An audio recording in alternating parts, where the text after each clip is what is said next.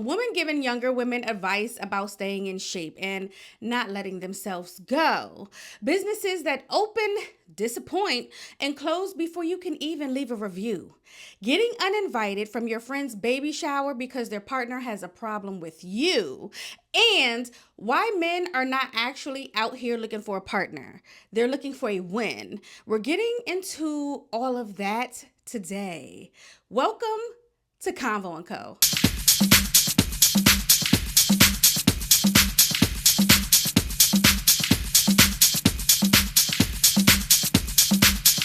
The talk show where nobody just watches. I'm Bella, and here's how this works. I drop the topic, we watch the clip together, I give you my honest take, and then I need yours in the comments. There's a question on the screen every single segment. Make sure you're answering it. This is a conversation, and I expect you to show up for it. You're already here, let's get into it.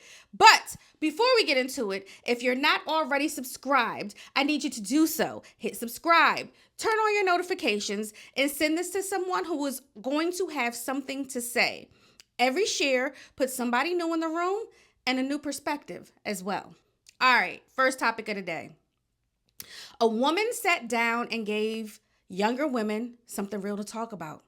Don't let yourself go if you can help it. Stay on top of your body, your health, your appearance, because the world responds to it and relationships respond to it even more. I want to have an honest conversation about that because some people are going to call it empowerment and some people are going to say it's toxic. And I think there's a real nuance in between. Because there is a difference between a woman encouraging other women to take care of themselves and the pressure that gets put on women to look a certain way every day, at every age, in every stage of life. Where does the advice end and unrealistic expectations begin? We're going to watch this clip and then I'm going to give you my full take. If I ever had anything profound to say, especially to somebody in their 20s, don't get big. Just don't get big. And to be a little bit more specific, don't be over 200 pounds. Once you get to 200 pounds, your body just stays there. Of course you can get bigger, but getting out of 200-pound jail, it's not for the weak. My highest weight was between 225 and 230 pounds 5 years ago. And I have never seen those numbers again. Thank God. But now I have actively been working with my nutritionist to actually get significantly lower in weight just because I want lower body fat percentage. And for reference, I'm 6 feet tall. Most people's height cannot sustain them over 200 pounds. I'm telling y'all, don't get big. Because once you get there, oh my gosh, you will be feeling like all my life I had to fight to literally get under 200. And I'm 2 pounds away from that goal. And oh my gosh, I'm going to celebrate when I get to 199. Because I remember back in the day when I was 199 and I thought it was big, so big. I would love to be 199 now. I would love to be in that even a little bit lower, but don't get big. I'm not talking about people who have medical conditions or the treatment options to those medical conditions make them gain weight, like their medications and stuff like that, or people who have things that make their hormones go up and down, like PCOS. Why am I forgetting? Anyways, I'm not talking about people who don't have complete control over it. I'm talking about if you have control over it, don't get big. I know somebody needed that reminder today. You are what you eat, and you are what you do and don't do. Okay.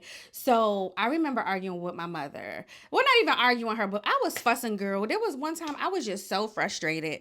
And I was like, why didn't you ever tell me and enforce working out? Why didn't you make sure that I was doing something active and that I had to maintain my figure? And she was just like, nobody ever told that to me. And it's so crazy because, a lot of the things that we teach our kids is something that we learned. So if health wasn't taught to us, okay, now this gets a little bit into racism as well. When you go back a few generations, when women could first start working, a lot of Black women in our communities were absolutely working 12-hour days. When did they have time for themselves, right? So then we have other women in the workforce, and now we have this new epidemic of drugs and societal things going on where the family is breaking down, baby. This is deep, okay? So it's like now we have a woman that has to run her own household. When does she have time for herself? So again, health is not in the forefront. So many other things trickle down into why, in my opinion, it's not a it's not forced. I don't want to use the word forced, but it's not a forefront. It's not something that's really important in Black households to maintain your body. That also becomes something that's a luxury, because how much does it cost to do this? How much does it cost to do that? Now we know walking is free. We know walking is free, but it also takes, someone in your house. Come on, let's go for a walk. Let's do this. Let's go be active.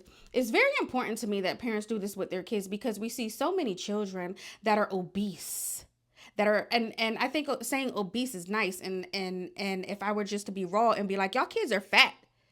Y'all kids are fat as shit. And y'all have little boys with hips, you can't even tell if they're boys or girls because they're just so big, and I hate to be that person to say stuff like that. And it's like, why are you talking about kids? Why are you looking at little kids? And it's like, it's bigger than that. You can see in their confidence, especially when prom season comes around and you see these children that are big and not necessarily confident in their clothes or dresses that they can have altered to their bodies, right? There's not a reason why a senior should be 300 pounds. And I'm talking about the girls. I'm not talking about the boys that are football players or stuff. Like, I am talking about the girls, in that instance. But when you have 7, 8, 9, 10-year-old boys that are not just husky, we know kids still have baby fat on them. When they're just plain out big, they don't like to do nothing. They can't walk up steps. That's something. To me, that's a form of a form of neglect, a form of abuse, and y'all really got to get on it. So I'm gonna come back to what I was really saying. But we talk about health in the Black community. If you don't have to get big, don't, because it takes a long time to get them 3,500 calories off for 1 pound. So 1 pound is equivalent to 3,500 calories. And not that I technically count calories, but what I do when I'm truly working out, I say, okay, this bag of Doritos is how long, how much? 130 calories. How long does it take me to walk to burn off 130 calories? Is this worth 10 to 15 minutes? Is this bag worth 10 to 15 minutes of me walking? It's not. I put it down. And that's how I go about that. So what I really want people to take away from this is, if you're an auntie, if you are a grandma, if you are an uncle, if you are anybody, get them kids up. If they want to walk down the street on their iPad, baby, let them. But guess what's happening? They're walking. They're outside. A lot of things that are happening in our community is that we're inside. Nobody's really outside, and everybody's like, oh, it's dangerous, it's this, it's that. And it's just like, if you actually met the people in your community, we would become more of a community. How are we getting here from you saying, if you don't have to get to 200 pounds, don't, because people need to be outside. People need to be walking. Why don't you start a walking club in your community? Now everybody's outside. You know what I'm saying? We have the luxury right now where we are, and it really might not seem like it, because, we're at war, not at war. And it's just like, but collectively, the Black people have told people, like the last 3 elections, don't do this, don't do this, don't do this. But they keep doing it. And it's like, we've retreated. So now we have the time to not worry about them and to refocus on our communities and bring back community. And I think that really needs to happen. So basically what I'm saying is, tell your family members to get up and walk. The mothers today, that's a lot of the reason why men really don't like us, right? Because the mothers today is not the mothers of yesterday. The mothers today is not the mothers of their mother. Their mothers are fat. Their mothers don't take care of themselves. Everybody doesn't come from a long line of baddies. And if you're his first baddie, he's going to be like, oh my goodness, why are you doing this? Why are you doing that? You have to make sure that your lineage has the best genes every time. reconstruct those genetics that, oh no, in my lineage at 40, 50, 60, we still go on long walks. We still look good. Our waists are still snatched. Okay?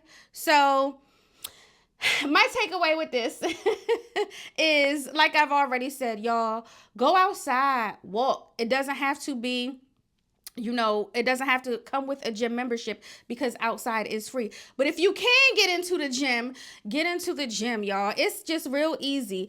I was talking about, this one's a little bit long because it's layered, because I did talk about what happens in relationships and how the world views you. And we're not going to sit back and act like people don't treat you bad when you're fat. When people don't treat you bad, like when you're bigger, your skin is not as glowy. It's not as vibrant, glowy. It's not giving everything that I could give, the elasticity, the smells. And I'm not saying don't come over here, start no shit. What I'm saying is sometimes extra sweating occurs. Sometimes you can't help how people view you, no matter how great your heart is, because from on the outside, it looks like you don't love yourself. Again, we're not talking about the people that can't do it, that have these diseases, or kidney disease or this or that. We're not talking about that. We're talking about healthy, functioning adults. But you can also go as far as say the lack of exercise is contributing to the diseases going on in your body. That's all I'm gonna say. Y'all get outside and walk. Next step, why do people open businesses they're not ready for? You hype it up on social media. The grand opening has a line wrapped around the corner. And then 6 months later, the reviews are terrible, the service is inconsistent, and the doors are closed. I want to talk about what actually causes that, because it's not always about money. It's about research. It's about the client experience. It's about understanding that showing up halfway in business doesn't just cost you money, it costs you your reputation. We're going to watch this clip and then we're going to get into it. So one thing that I think that a lot of businesses are struggling with right now is client experience. I don't think that people are really in it because they enjoy it. A lot of people are doing things because it's like quick money. And once they get their money, they're just like, whatever. They don't care about anything. And that's why a lot of businesses are opening and closing. On top of that, a lot of people are opening businesses and not knowing how to market their business.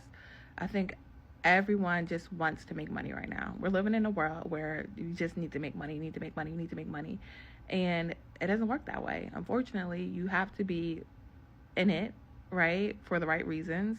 And you have to care about the people that are buying from you. And if you can't do those two things, then it's really hard for a business to be successful. Now, when we sit back and look at all of the restaurants, right, all of the concepts that people have when it comes to opening a business. Oh, I can do that. I could do this. When you open a business, you have to actually care about the client experience. I'm not saying that the customer is always right. What I'm saying is you have to care about the client experience.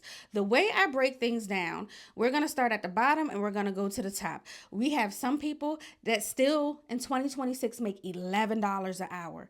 And if your service is $150, they have to work a very long time to get to $150. So the person that makes $11 an hour to turn over $150 to you, they are coming for a certain experience because they worked long and they worked hard for that $150.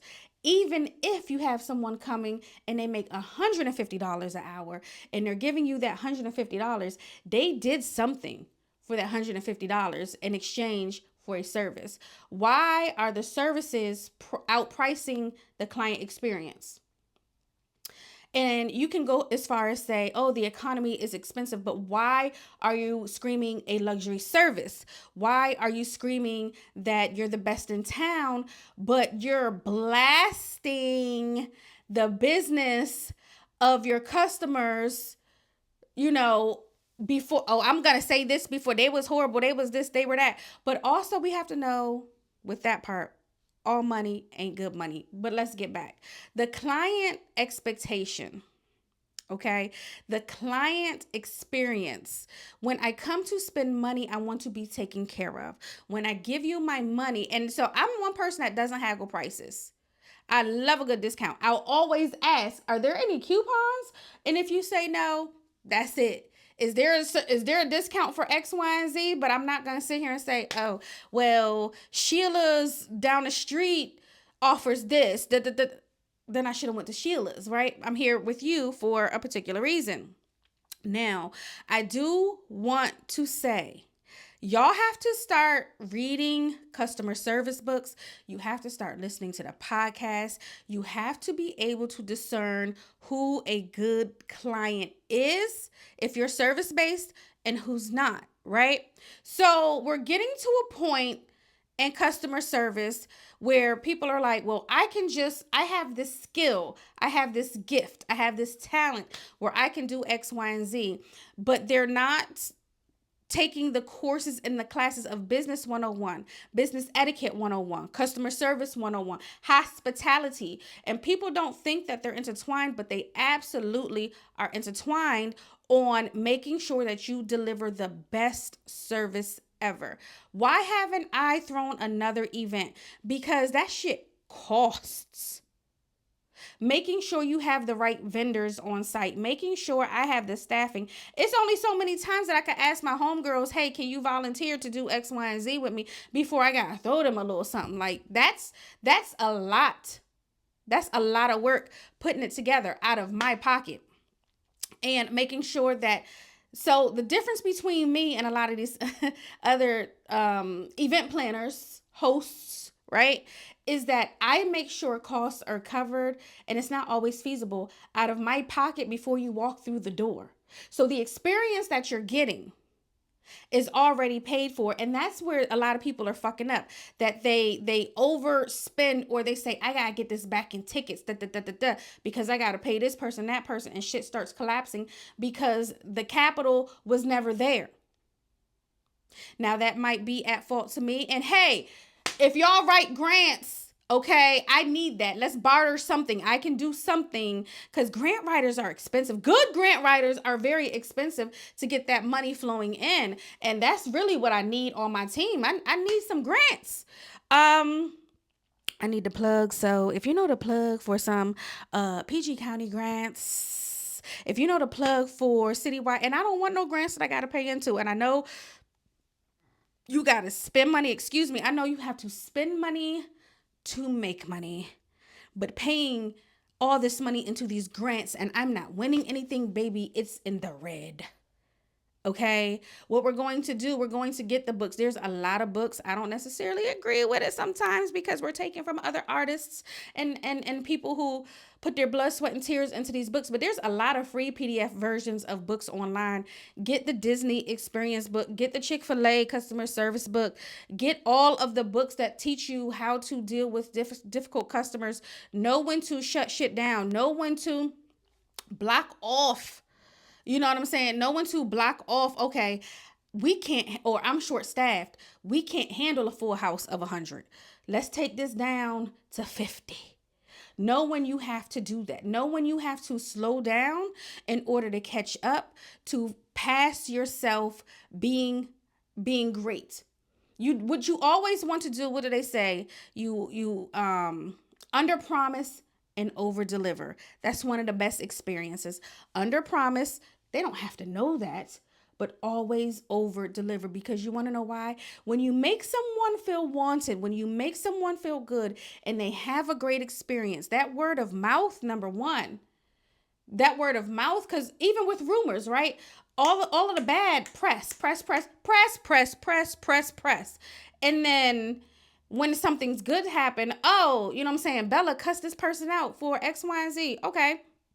But then we turn around but when Bella gives back, when Bella has clothing drives, when Bella's doing free events, y'all lips are zipped. But as soon as I show my ass, right? So back to the client experience, because y'all know I could go on and on and on and on. It is best to get some education in customer service. Everybody is not meant to be in customer service, although they have the gift, the talent, the skill.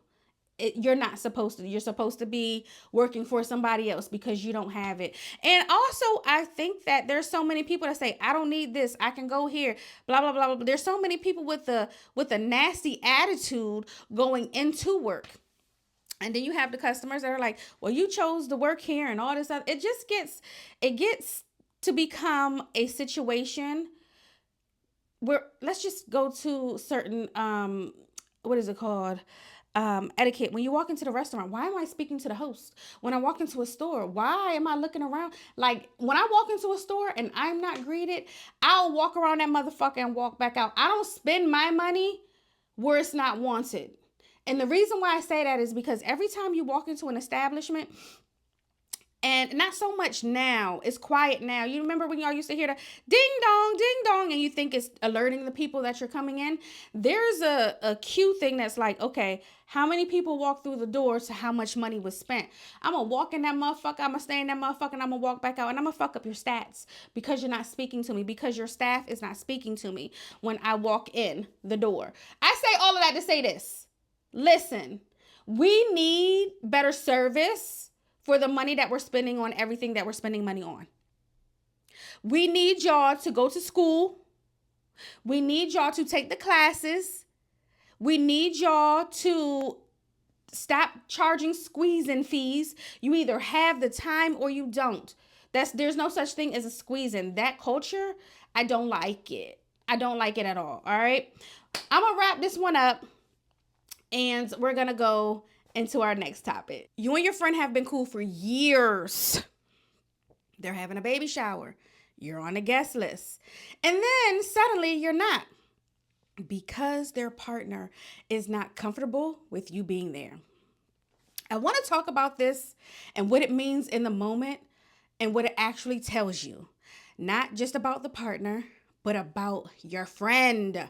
Because there's a conversation to be had about boundaries, about insecurity, and about what it means when someone lets another person edit their relationship.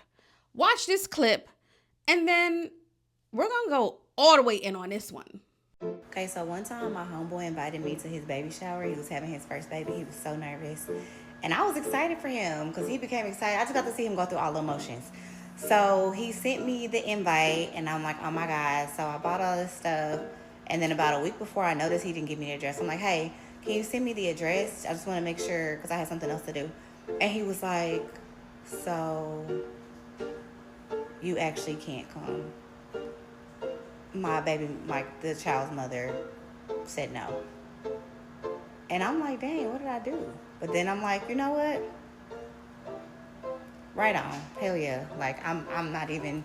I got you, sis. Child, I've been waiting and ready to talk about this one, because have you ever had a motherfucking friend of the opposite sex and their partner didn't like you for whatever reason? And I'm like, oh, first of all, I don't even know why you like this nigga. I don't even know why you like him, first of all, because this is the one you chose. This is my friend. I know him, right? So it's always fun. It's always funny when somebody comes around and they don't necessarily like you. And I'm even going to take it a step further. I have a whole bunch of cousins that are in Connecticut. And a lot of my family has moved to different states. A lot of us left Connecticut and moved further south. Shout out to my mother for having me in Maryland. I love it here. But let's get on topic.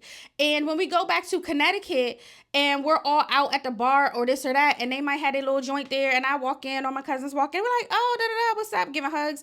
The girls are looking at us like, bitch, this is my cousin, and we don't do that type of shit around here. That's not true. That is my cousin. And so we gotta pull up pictures and say, this is us. When we was I don't think they even had pull-ups when I was growing up. When we was in diapers, this is us. You know what I'm saying? Here, this is us here. And they're like, oh, hey. And it's just like, why do you feel that way when women, and I'm just gonna say it, women are very insecure when a man's platonic friend looks the fuck good. It doesn't matter the size. When that face card is there, bitches be insecure. We're not gonna sit here and play them fucking games. Bitches are very insecure when a male's friend looks the fuck good. And whatever they have going on in their head, it's happened to me before. It's happened to me before with family. It's happened to me before with friends. And it got to a point one time with one of my male friends, he was like, look, I don't know what your issue is with Bella. Belle, she been here. We grew up together. Like, we grew up together. So whatever issue you got, you need to either talk to her about that shit or get the fuck over it, because she not going nowhere. And that made me feel very good that he stood up for me in that instance. But in my mind, I'm like, bitch, what the fuck is wrong with you? I've never not celebrated your love. I've never disrespected you. Listen, it got to the motherfucking point where let's just fucking talk about it. You know what I'm saying? Sometimes men want to do them. I'm talking about a different situation right now. Men want to do them. You can't use me as a scapegoat because the bitch already hate me. Okay? You can't say I'm going to the bar with Belle. I'm going to the bar. You know what I'm saying? I'm one of the fellas. What the fuck is, they don't understand why men like me. You know what I'm saying? Like, what are we talking about? This girl was like, oh, I get it. I don't fucking get it. If you don't let me come to your baby shower, we're no longer friends. I had this friend, right? And our birthdays, I think, are like, I'm December 3rd. I think he was the 10th. He was the 10th. So we was going out to dinner one day. I got invited to the good men's dinner. It's men there. 2 other women. So in total, it was going to be 3 women. Me, a girl he was dealing with, and her friend, and then his cousins. Cool, fine, whatever. His main joint wasn't invited because it was supposed to be just the fellas. She ain't know about the other girls coming because that was his side bitch, okay? So she find out that I'm going. So she's like, and if she go, I'm coming down there and I'm going to show my motherfucking ass, whoop-de-whoop, whoop-de-whoop. This nigga called me. He was like, hey, she found out that she was coming because she was stalking my page. I wish I knew her name because I would say it. Weak bitch. And then so she told him, I'm coming down here and I'm going to do X, Y, and Z and it's up and all this other stuff. So he calls me. Mind you, I'm living in Baltimore at this time. I'm driving from Baltimore. I'm on the Parkway. I'm halfway to the city.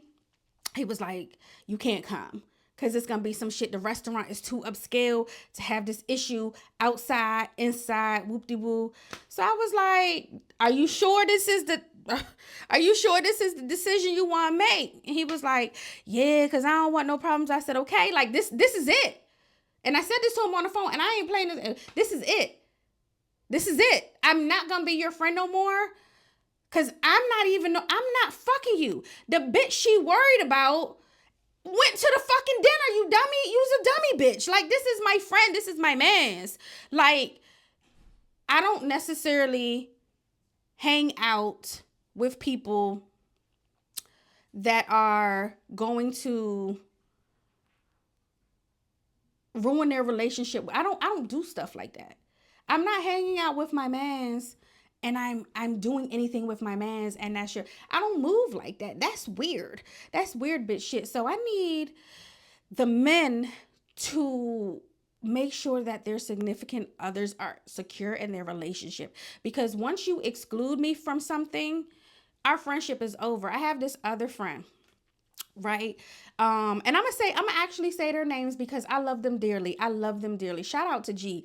G is the homie. When G met his new joint, honey bun, I love you so much. Shout out to Tangy.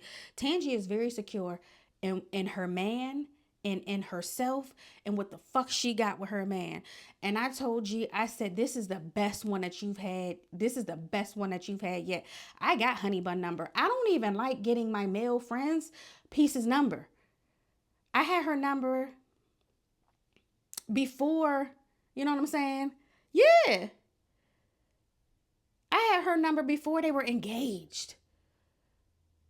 I love her. Very secure. She had a birthday party. And I knew about it. Like, so I'm texting her. So what happened at her birthday party? It wound up being her engagement party, but she ain't know.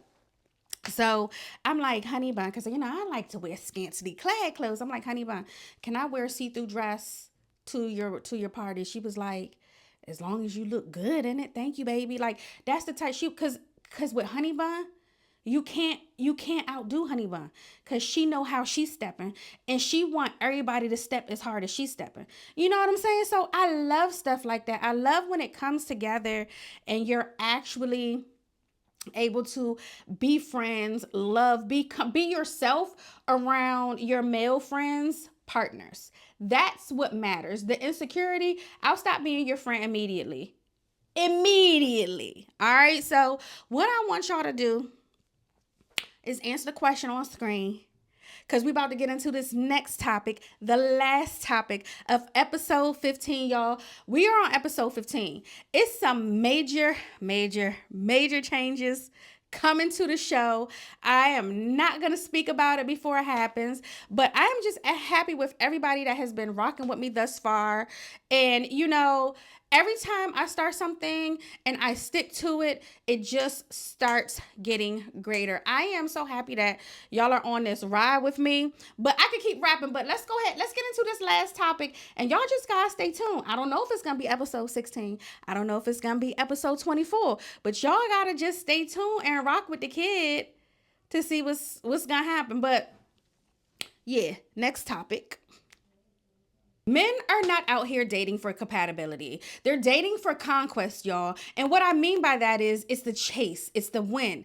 Oh, I got her. And then it's the confusion about what to do once they actually have you. Because a man who dates for conquest does not know what to actually do in a relationship. He only knows what to do in pursuit.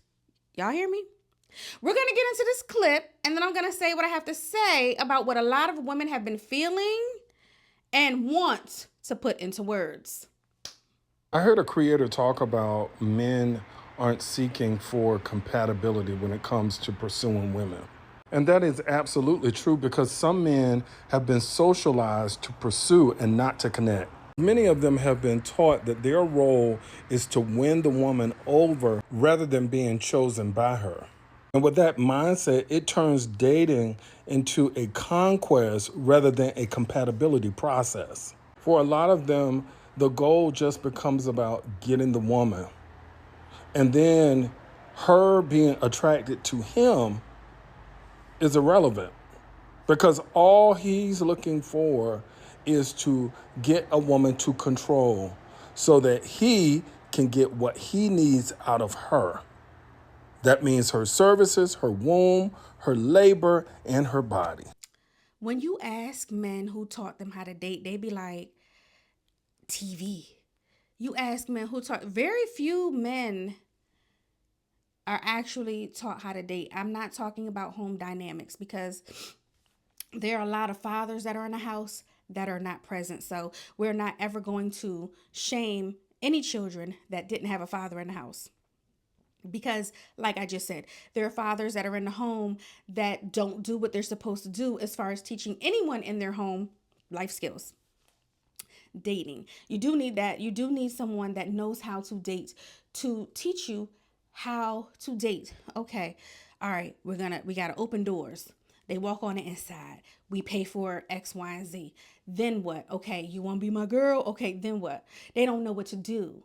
What's happening here? And so this is when we have to start paying attention to what's going on with the rec centers and the men that are mentoring in the community to say, hey, these are the things that we have to do. Like, so when I see women go viral, my son took me on a date. Y'all are not paying attention. Y'all are reading the words, but you're not understanding what's going on. You don't want to fully grasp the concept of what she's doing. This is what we do, right? Okay. They got you. So now what? Having these conversations with your kids is like, hey, once you get hurt, then what? And the issue is men don't talk to women to see what they fucking like. They don't talk to women to get to know them. They talk at them.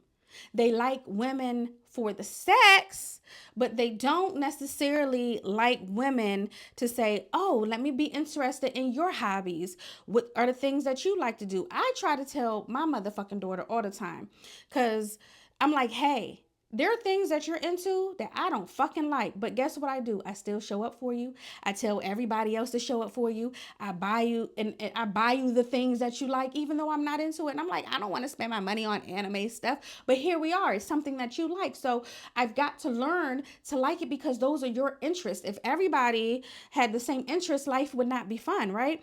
So the good thing about individuality is that it brings people together and it showcases all these different views of something, right? So just like, you can hold this up and you can be like, well, what do you see? And an artist is going to say one thing, a mechanic is going to say something else, a hairdresser is going to say something else. And I love that. The depth of that is men don't do that.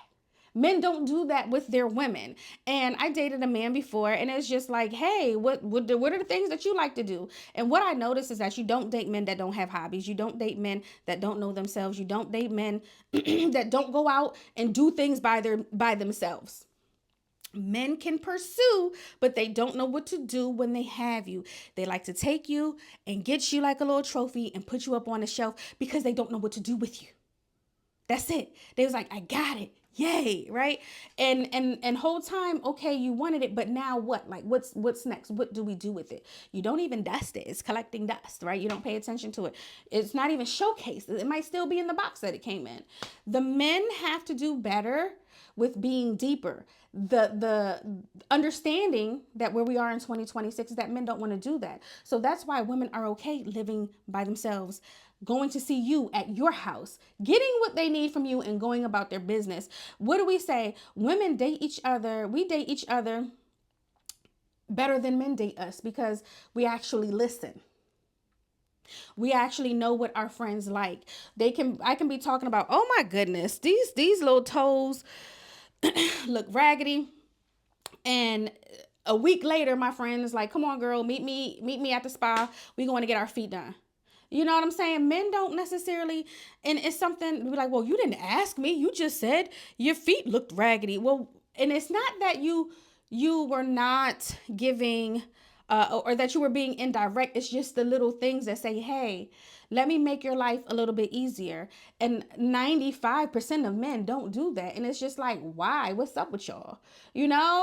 I try to bring a little something about relationships to the podcast every week because relationships are forever. It's something that's not going to stop no matter, your preference of what you like to date. But when you go back to what I was saying, because, this can go all kinds of ways. When you go back to what I was saying, and it's like they got the pursuit part down, and then now what do we do with it? And having to teach men that is draining. And it's like, why didn't your family teach you what to do? My family taught the men in my family what to do with women. I argue with my cousins all the time about how you treat a woman and the things that you're supposed to do. And why the fuck are you thinking that way? And you really think she gonna stay? You think she's happy? I told one of my cousins, women, before, I don't know why you still with this motherfucker. This is what you like? This is how you like to be treated? You don't want to see anything else that's out there because this nigga's not doing what he's supposed to be doing for you because I get treated, he gonna treat me better because I'm his fucking cousin. And I'll be like, well, we got to go do this and we got to do that. They be like, all right. And it's just because that's my cousin. He's like, I'm doing something for my cousin, not realizing these are the things that women like to do. When is the last time you've done something for your woman without her having to ask that was fucking thoughtful? That was something that she fucking wanted. Like, what are we doing? Why are we not training our boys to actually go into depth? That again starts to build upon and let the layers of the male loneliness epidemic that we have. It's part of the layers that we're adding on because y'all don't necessarily care. Not that you don't care about a person. You don't care about the things that they like and the things that they do and the things that make them happy. And it's like, why is that? Right? So when I sit here and I have this conversation, it's like, ladies, if we go with 5, a minimum of 5, you've had 5 real whole relationships. Out of that number 5, how many men actually knew who you were and can predict the things that you would like to do, places you like to go, and that would actually be able to surprise you with something that you liked without input from you. I need that number in the comments because, yeah. So now that we have all of that, the men, again, they know how to pursue, but they don't know how to heap us. What can we do, right? What can we do? It's something for men to do. It's nothing for the ladies to do. We have to sit back. The only thing the ladies can do is raise their sons to care about women. Be empathetic. Be sympathetic. Learn to love their woman more than just something physical. That's what the women can do. The ones that are in their home. Not anyone that came out of anybody else. Only the ones that came out of your vagina. The ones you adopted. The ones you got legal guardianship over. Those are the ones. Not nobody else's son. Your son. That's it. Your nephews. Right? That's our job in that retrospect. But as far as these grown ass men, don't raise nobody else's son. Don't raise nobody else's son. Period. Can y'all believe we're at episode 15? This is crazy. Shout out to me. Shout out to Conveaux Co. Right? But that's how we do it over here. I give you my take on every single topic because this is a one-woman show. But now the floor is yours. Make sure you drop your thoughts in the comments. Argue with me if you want to, because I'm going to argue with you. Just don't be quiet. Share this episode. Hit subscribe. Turn on your notifications. And bring somebody back with you next Saturday. Y'all already know I'm BellaThaGawd, and I'll see you real soon. We got some good things coming up for the show.